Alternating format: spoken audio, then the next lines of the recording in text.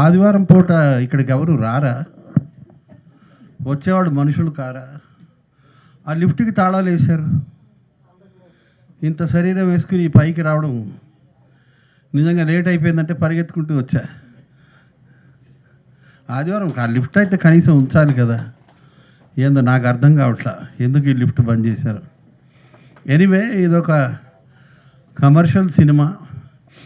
బాగా ఏడ్చే క్యారెక్టర్, విపరీతంగా ఏడుపు కోపం మిక్స్ చేసి చేసే క్యారెక్టర్.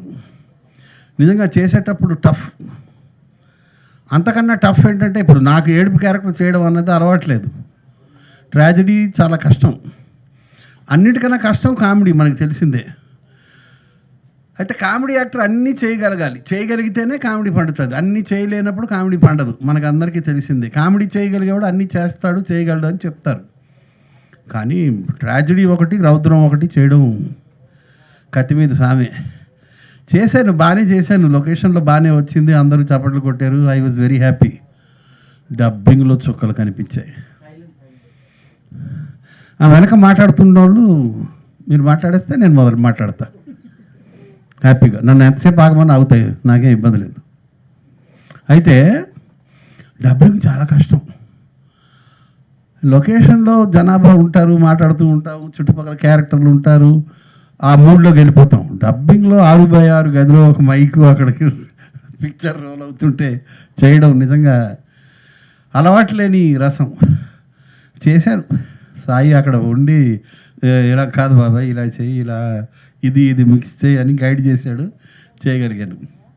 సినిమా అయితే బాగుంది. నాకేమి ఒక ఉత్సుకత ఉంటుంది, ఏదో జరుగుతుంది, something is going to happen. అది ఏమిటా అనేది చెప్పడు. రన్ అవుతూ ఉంటుంది. అది ఎటు ట్విస్ట్ తీస్తుందో తెలియదు. మధ్యలో ఒక పోలీసు కూడా ఉంటాడు. చూసేవాళ్ళకి బాగానే ఉంటుంది, నో డౌట్. ఐ విష్ తలాడు Sai a great luck. Thank you to the media people. So అందుకోసమే మా వాళ్ళు కన్ఫ్యూజ్ అవుతూ ఉంటారు. ఏ సినిమా చెప్పినా నాకే ఒక క్లారిటీ రాలే ఇప్పటిదాకా. ఇప్పుడు ఓకే, క్లారిటీ వచ్చింది.